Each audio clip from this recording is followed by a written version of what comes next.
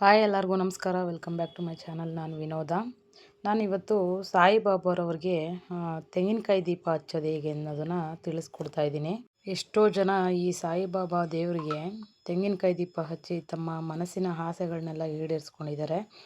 ನನ್ನ ಸ್ವಂತ ಅನುಭವ ಕೂಡ ಆಗಿದೆ, ಹಾಗಾಗಿ ಅದನ್ನು ನಿಮ್ಮ ಹತ್ರ ಶೇರ್ ಮಾಡ್ತಾ ಇದ್ದೀನಿ.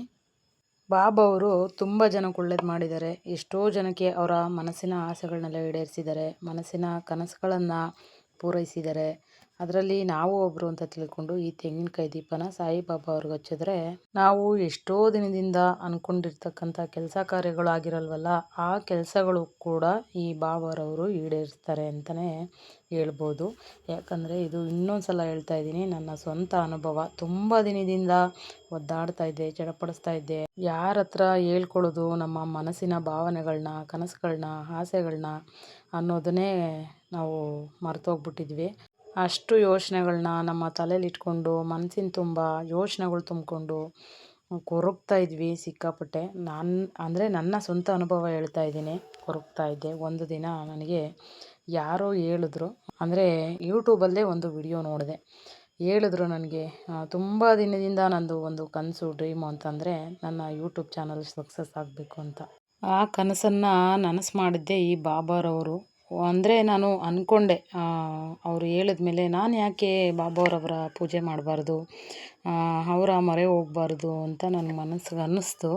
ಆ ದಿನವೇ ನಾನು ಶಿರಡಿ ಸಾಯಿಬಾಬಾರವ್ರನ್ನ ನೆನೆಸ್ಕೊಂಡು, ಇನ್ನೂ ವಿಗ್ರಹ ನಾನು ತರಿಸಿರಲಿಲ್ಲ, ಆಮೇಲೆ ವಿಗ್ರಹ ತರಿಸಿದ್ದು ಅದನ್ನು. ಅಂದರೆ ಅವರನ್ನು ನೆನೆಸ್ಕೊಂಡು ನಾನು ಪೂಜೆ ಮಾಡಿದೆ. ಅವರ ಹೆಸರಲ್ಲಿ ನಾನು ಹರಕೆ ಕಟ್ಟಿಟ್ಟೆ. ಅಂದರೆ ನನಗೆ ಎಷ್ಟೋ ದಿನದಿಂದ ಕನಸಿದ್ದಿದ್ದು ಈ ಥರ ಆಗ್ತಾಯಿದೆ, ಏನು ಮಾಡಿದ್ರೂ ಮಾನಿಟೈಸೇಷನ್ ಆಗ್ತಾಯಿಲ್ಲ ನನಗೆ ಅಂದ್ಬಿಟ್ಟು, ಅದು ಮಾಡಿಕೊಡು ತಂದೆ ನನಗೆ ಅಂತ ಹೇಳಿ ಅವ್ರ ಹತ್ರ ಒಂದು ಪ್ರೇಯರ್ ಮಾಡಿ ನಾನು ಅವ್ರ ಹತ್ರ ಬೇಡಿಕೊಂಡು ಒಂದು ಹರಕೆನ ಕಟ್ಟಿಟ್ಟೆ. ಒಂದು 11 ರೂಪಾಯಿ ಹರಕೆನ ಕಟ್ಟಿಟ್ಟೆ ನಾನು. ಸಾರಿ, 11 ರೂಪಾಯಿ ಅಲ್ಲ, 2 ರೂಪಾಯಿ ಕಾಯಿನ ಅಷ್ಟೇ ಕಟ್ಟಿಟ್ಟಿದ್ದು ನಾನು. ಬರೀ 2 ರೂಪಾಯಿ ಕಾಯಿನೂ ಹರಕೆ ಕಟ್ಟಿಟ್ಟೆ. ಒಂದು ಯೆಲ್ಲೋ ಕಲರ್ ಬಟ್ಟೆಯಲ್ಲಿ ಹರಕೆ ಕಟ್ಟಿಟ್ಟು ನಾನು ಪೂಜೆ ಮಾಡ್ತಾ ಬಂದೆ. ಪೂಜೆ ಮಾಡ್ತಾ ಬಂದಾಗ ಹೀಗೆ ಯೂಟ್ಯೂಬ್ ನೋಡ್ತಿರ್ಬೇಕಾದ್ರೆ ಬೇಜಾರಾಗೋಗ್ಬಿಟ್ಟಿತ್ತು ನನಗೆ. ಬಿಟ್ಟೇ ಬಿಡೋಣ ಯೂಟ್ಯೂಬ್ ಅಂತ ಅನ್ನಿಸಿತ್ತು ನನಗೆ.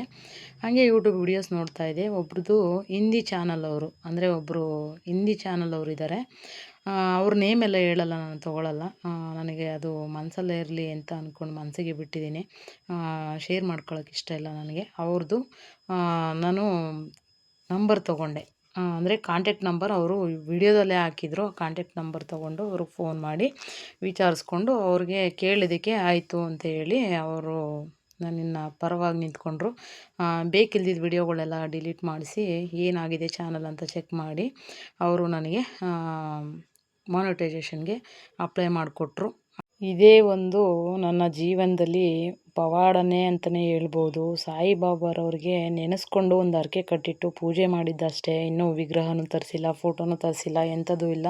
ನನಗೆ ಅವಾಗಿಂದ ಮನಸ್ಸಲ್ಲಿತ್ತು, ಒಂದು ಫೋಟೋ ತರಿಸಿ ಪೂಜೆ ಮಾಡಬೇಕು, ವಿಗ್ರಹ ತರಿಸಿ ಪೂಜೆ ಮಾಡಬೇಕು ಅಂತ ಅವಾಗಿಂದ ಮನಸ್ಸಲ್ಲಿತ್ತು. ಆದರೆ ತರಿಸಿರ್ಲಿಲ್ಲ, ತರೋಕ್ಕಾಗಿರಲಿಲ್ಲ. ಅದು ಎಲ್ಲದಕ್ಕೂ ಕಾಲ ಗಳಿಗೆ ಟೈಮ್ ಅನ್ನೋದು ಕೂಡಿ ಬರಬೇಕಂತಲ್ಲ, ಹಾಗಾಗಿ ತರಿಸಿರಲಿಲ್ಲ. ಆ ಒಂದು ಟೈಮು ನೋಡಿ ಗಳಿಗೆ ಹೆಂಗಿತ್ತು ಅಂದರೆ ಒಂದು ಗುಡ್ ಲಕ್ ಅಂತಲೇ ಹೇಳ್ಬೋದು. ನನ್ನ ಟೈಮು ಚೆನ್ನಾಗಿತ್ತು ಅವತ್ತು. ಹಂಗಾಗಿ ಹರಕೆ ಕಟ್ಟಿಟ್ಟು ನಾನು ಪೂಜೆ ಮಾಡ್ತಾ ಬಂದೆ. ಒಂದು 15 ಡೇಸ್ ಅಷ್ಟೇ ಆಗಿರೋದು, ತಿಂಗಳು ಕೂಡ ಆಗಿಲ್ಲ. ತಿಂಗಳು ಹತ್ತತ್ರ ಅಂದರೆ ಒಂದು 16 ದಿನ ಆಗಿತ್ತೇನೋ, ಅಷ್ಟೇ ಆಗಿರೋದು. ಅಷ್ಟರೊಳಗೆ ನಂದು ಮೊನಟೈಸ್ ಆಯಿತು.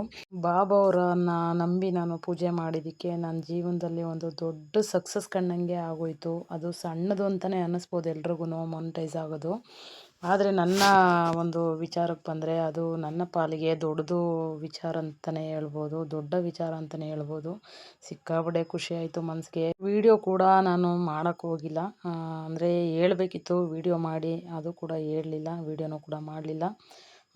ಏನೋ ಒಂದು ಕಾರಣಾಂತರಗಳಿಂದ ಯಾಕೋ ವಿಡಿಯೋ ಮಾಡೋದೇ ಬೇಡ ಅಂತ ಅನ್ನಿಸ್ತಾ ಇತ್ತು ನನಗೆ. ಹಾಗಾಗಿ ವಿಡಿಯೋ ಮಾಡೋಕ್ಕಾಗಿಲ್ಲ. ಇವತ್ತು ಅದನ್ನು ಶೇರ್ ಮಾಡಬೇಕು ಅಂತ ಅನ್ನಿಸ್ತು, ಅದಕ್ಕೆ ಶೇರ್ ಮಾಡಿದೆ. ಅದು ಬಾಬಾರವರ ಅಂದರೆ ಬಾಬಾರವರಿಗೆ ತೆಂಗಿನಕಾಯಿ ದೀಪ ಹಚ್ಚೋದು ಹೇಗೆ ಅನ್ನೋ ವಿಚಾರನ ಹೇಳಬೇಕು ಅಂತ ಬಂದಿದ್ದು. ಈ ವಿಚಾರ ಆಟೋಮೆಟಿಕ್ಕಾಗಿ ಮನಸ್ಸಲ್ಲಿದ್ದಿದ್ದು ಹೊರಗಡೆ ಬಂತು. ಗೊತ್ತಿಲ್ಲ, ಅದು ಏನೋ ಅವತ್ತಿಂದ ಮನಸ್ಸಲ್ಲೇ ಇಟ್ಕೊಂಡಿದ್ದೆ. ಹಂಗಾಗಿ ಇವತ್ತು ಹೇಳಬೇಕು ಅನ್ನಿಸ್ತು, ಹೇಳಿದೆ. ಅದರಲ್ಲೂ ತೆಂಗಿನಕಾಯಿ ದೀಪ ಯಾವ ರೀತಿ ಹಚ್ಚೋದು ಸಾಯಿಬಾಬಾರವ್ರಿಗೆ ಅಂದರೆ ನೀವು ಕೇಳ್ಬೋದು ಇವ್ರಿಗೇನು ಒಳ್ಳೆಯದಾಗಿದೆ ಅಂತ ಅಂದ್ಕೊಂಡು. ಆ ಒಂದು ಎಕ್ಸ್ಪೀರಿಯೆನ್ಸು ವಿಚಾರನ ಆವತ್ತಿಂದ ಹೇಳಿರಲಿಲ್ವಲ್ಲ, ಇವತ್ತು ಶೇರ್ ಮಾಡಿದ್ರೆ ನಿಮಗೂ ಒಂದು ನಂಬಿಕೆ ಅನ್ನೋದು ಬರುತ್ತೆ. ಸಾಯಿಬಾಬಾರವ್ರಿಗೆ ನಂಬಿಕೆ ಮುಖ್ಯ, ಪ್ರೀತಿ ವಿಶ್ವಾಸ ಮುಖ್ಯ. ಅವರನ್ನು ನಂಬಿ ಯಾರು ಪೂಜೆ ಮಾಡ್ತಾರೋ ಅವ್ರಿಗೆ ದೇವರು ಯಾವತ್ತೂ ಕೈ ಬಿಡಲ್ಲ ಅನ್ನೋದಕ್ಕೆ ನಾನೇ ಸಾಕ್ಷಿ, ಉದಾಹರಣೆ ನಾನೇ ಆಗಿದ್ದೀನಿ. ಅದಕ್ಕೋಸ್ಕರ ಈ ವಿಚಾರನ ನಿಮ್ಮ ಹತ್ರ ಶೇರ್ ಮಾಡಿಕೊಂಡು ಆಮೇಲೆ ತೆಂಗಿನಕಾಯಿ ದೀಪ ಹಚ್ಚೋದು ಹೇಗೆ ಅನ್ನೋದನ್ನು ನಾನು ತಿಳಿಸ್ಕೊಡ್ತಾ ಇದ್ದೀನಿ.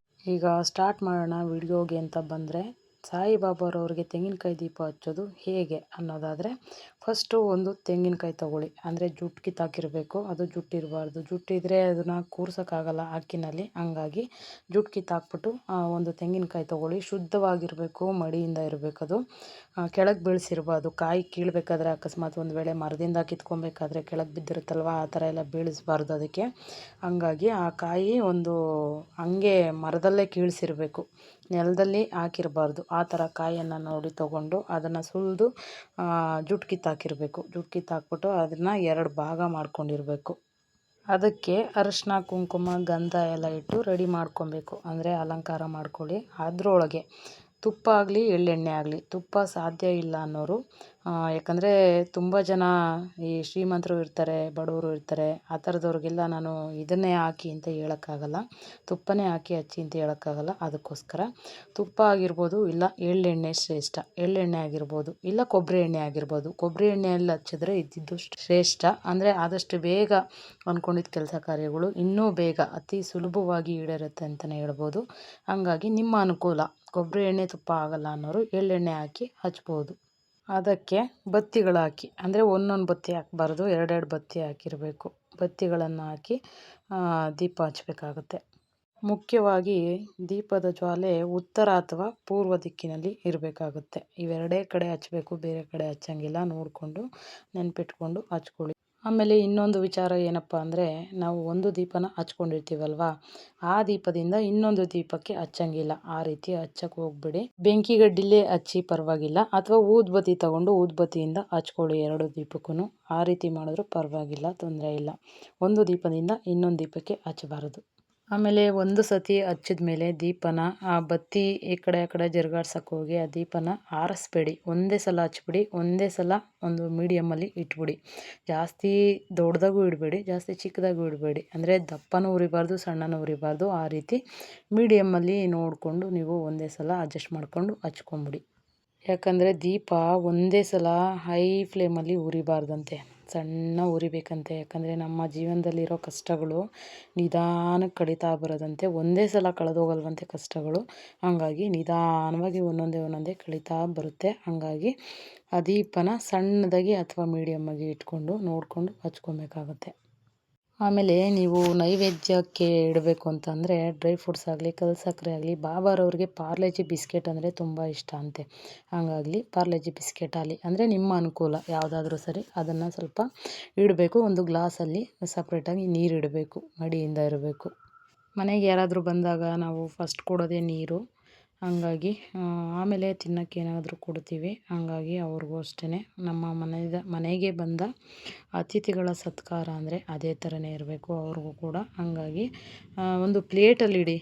ನಾವು ಯಾರಾದರೂ ಬಂದಾಗ ಅವ್ರಿಗೆ ಕೈ ಕೊಡ್ತೀವ, ಇಲ್ಲ ಅಲ್ವಾ?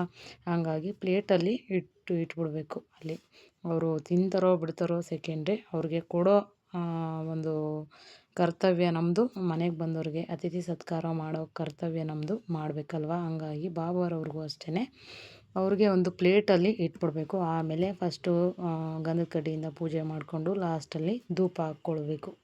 ಧೂಪ ನೀವು ಮನೇಲಾದರೂ ಹಾಕ್ಕೊಳ್ಳಿ, ಇಲ್ಲ ರೆಡಿ ಸಿಗುತ್ತೆ ಅದಾದರೂ ಹಾಕ್ಕೊಬೋದು, ಯಾವುದಾದ್ರೂ ಸರಿ. ಇಲ್ಲ ಕರ್ಪೂರನಾದರೂ ಹಚ್ಕೊಬೋದು, ಅದು ನಿಮಗೆ ಬಿಟ್ಟಿದ್ದು, ನಿಮಗೆ ಸೇರಿದ್ದು. ಪೂಜೆ ಎಲ್ಲ ಆದಮೇಲೆ ಲಾಸ್ಟಲ್ಲಿ ನೀವು ಹತ್ರದಲ್ಲೇ ಎಲ್ಲನ ಬಾಬಾರವರ ದೇವಸ್ಥಾನ ಇದ್ದರೆ ಅಲ್ಲಿಗೆ ಹೋಗಿ ಕೈ ಮುಗಿಬೋದು.